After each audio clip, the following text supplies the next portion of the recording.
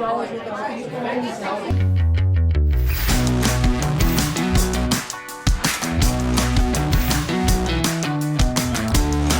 right, in CRT this week, we're going to cover The View, where Condoleezza Rice was a guest host. They bring up critical race theory. We're going to go over a few comments that were made on the BYU professors, those three BYU professors that were talking about CRT and activating, indoctrinating students in their presentation, and some of the comments that were made on the YouTube channel. Now, here on The View last week, you had Condoleezza Rice, who is definitely not, thank goodness, a proponent of critical race theory. You're going to hear some opposition in this discussion with the ladies here on The View. Let's listen to Whoopi Goldberg open this up. One of the key issues up for debate is how much of a voice parents should have in their child's school curriculum, especially when it comes to subjects like sex education and critical race theory. I thought they didn't teach critical race theory until they went to law school or something. That's right. I sure hope not, because I'm not certain 7-year-olds need to learn it. Okay, so critical race theory, right? A big topic being taught K-12. Absolutely, it's being taught. The tenets of it are being taught. I'll cover quickly here the three areas that you'll see in what is taught with critical race theory in the schools. It is facts and history as the number one component. The number two component is indoctrination, which is teaching you how to learn, training you. And number three is to activate you. Just that's what anti-racism really means, right? Anti-racism means activation. We'll continue to go through that and hit that drum over and over again. Let's see what Condoleezza Rice's response is on this.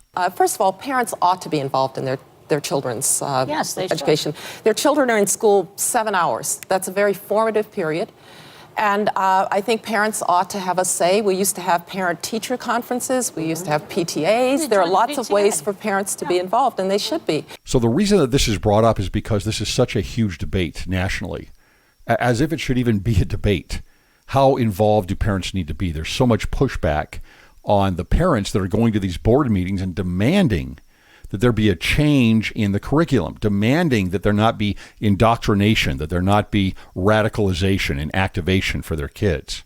How much power do you give to the teachers and to the unions and to the districts, to the states, to the point that the FBI is getting involved under the Justice Department in a call from the, the National Teachers Association to the Department of Justice to ask that the parents be deemed domestic terrorists if they are getting too excited, too defensive about what's being taught to their kids. And if you think that it's not being taught, why is there so much pushback on it? Why is there so much pushback on the parents? Now we get right into Condoleezza Rice's response to critical race theory. But if I could take a moment to talk about the whole issue of critical race theory and what is and is not being taught. I come out of an academic institution, and this is something that academics debate, what is the role of race and so forth. And let me be very clear. I grew up in segregated Birmingham, Alabama. My parents never thought I was going to grow up in a world without prejudice, but they also told me that's somebody else's problem, not yours. You're going to overcome it, and you are going to be anything you want to be. And that's the message that I think we ought to be sending to kids. Okay, so this is so important, right? Critical race theory is a negative teaching. It is a deconstruction. It is a critique. It is critical thinking. It is something that wants to pull things down, to break things down. She's talking about the exact opposite, which is something that is more of an American ideal, which is look at the opportunity around you. How do we help you fulfill your potential? How do we help you rise up in your education, in your intelligence, in your standard of living, in your culture, in your success in life? What a more powerful message is that to teach to kids? Instead of the world is full of racism and you need to see all of this all the time in everything, every conversation, every institution, every piece of literature. This is not hard to see, right? CRT is a a massively negative way to look at the world.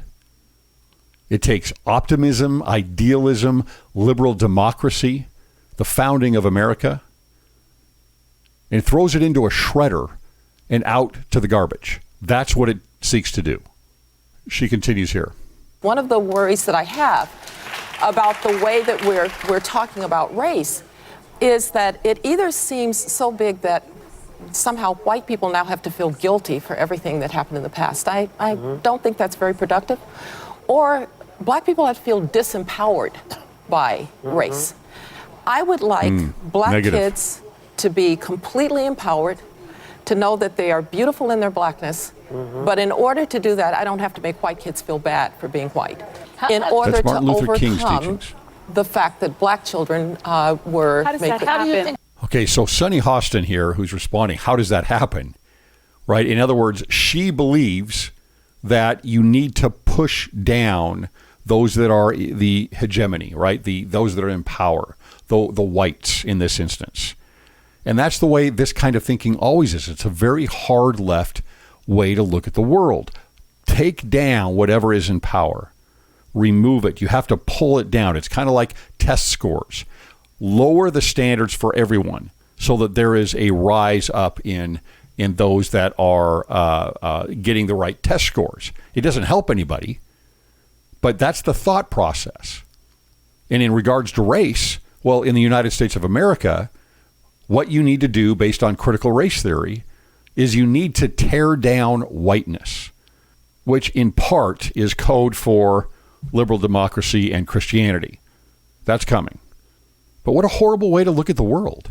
That kind of thinking has never, ever worked. What you want to do is create a greater equality, a greater encouragement, and lift people up. The new mayor of New York is doing that, right? He is not getting rid of the classes that de Blasio is getting rid of, the gifted classes in K-12. They were going to get rid of those because there were too many Asians and whites going into those classes. Why would you do that? Why do you tear that down? No, what you do is you build up everybody else as best you can to reach the same ideals. Now Condoleezza Rice goes into something that I think is a very good, clear point that we all need to absorb as much as possible on this topic. One more thing. It goes back to how we teach the history. That's what I'm saying. We teach the good and we teach the bad of history. Yep, but right. What we don't do is make 7- and 10-year-olds feel that they are somehow bad people because of the color of their skin. We've been through that. Yeah. Yes. And we don't need to do that again. We don't want for anybody anyone. to feel that. Precisely. That's the idea. That doesn't seem to be part of the plan. Oh, it is part of the plan. Yes, it is part of the plan. They All right, so we don't need to make 7 to 10-year-olds feel bad about themselves because of the color of their skin. It's shocking to me. Watch Sonny Hostin's face here, if you're watching this on video, to see her response. It's very concerning. And this is, when people say people don't want this, look at her. Look at her. Look what she wants. Look what she says. She wants this. She wants guilt to 7 and 10-year-olds who have nothing to do with any of this, with anything in history. And then you hear one of the hosts saying, well, this is not being taught. This is not happening. And Condoleezza Rice comes back and said, oh, it is part of the plan. And it definitely is part of the plan. We see this happening nationwide. And now something new, a short word from our sponsor.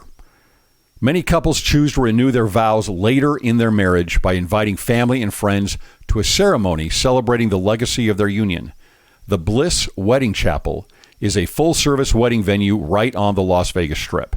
It is also the highest-rated wedding chapel in Las Vegas and is run by a Latter-day Saint family.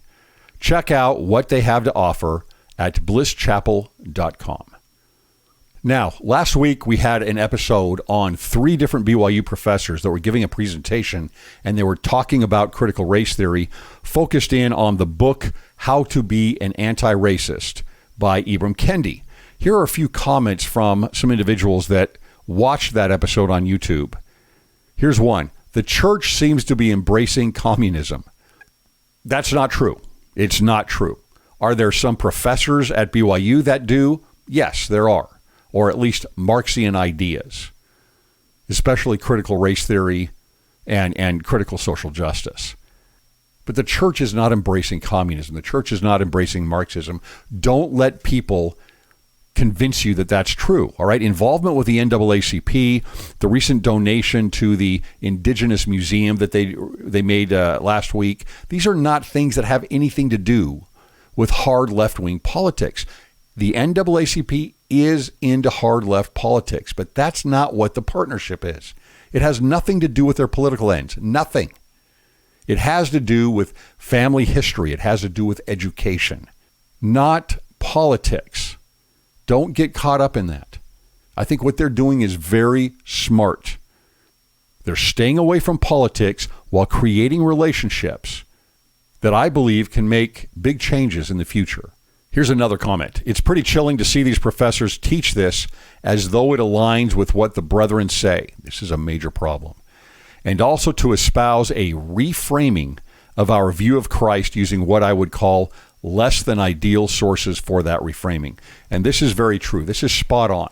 This is exactly what is happening, is the conflation. You know, I wish there was more context given, and there is, but you have to look for it. Given to President Nelson's phrase, root out racism. Because a lot of people can take that in a lot of different ways. Oh, well, this is how we're supposed to do it. You've heard numerous professors that I've provided on this channel conflate Ibram Kendi with President Nelson as if they're trying to do the same thing. It's scary. I mean, I don't know how else to say it. It's the conflation of the words of President Nelson or of any of the apostles conflated with a highly political, hard left, or let's just call it extreme. It would be extreme left or extreme right. It doesn't matter. Extreme politics, radical politics is concerning, but that's what's happening. And it's happening at BYU all over the place. I get reports all the time on this. I've given you a few examples of this on this channel. You need to be aware of this for you, your kids, your grandkids, your family, your friends, your ward members. This is what is happening. And we're barely scratching the surface of this coming into and permeating the university, Brigham Young University, and the church. Now, the reframing of the view of Christ, that's going to take a little bit longer, but that's also coming. I see it now quite a bit, and I get reports on this also. A political Messiah over a Savior. Liberation theology over salvation theology. That's coming.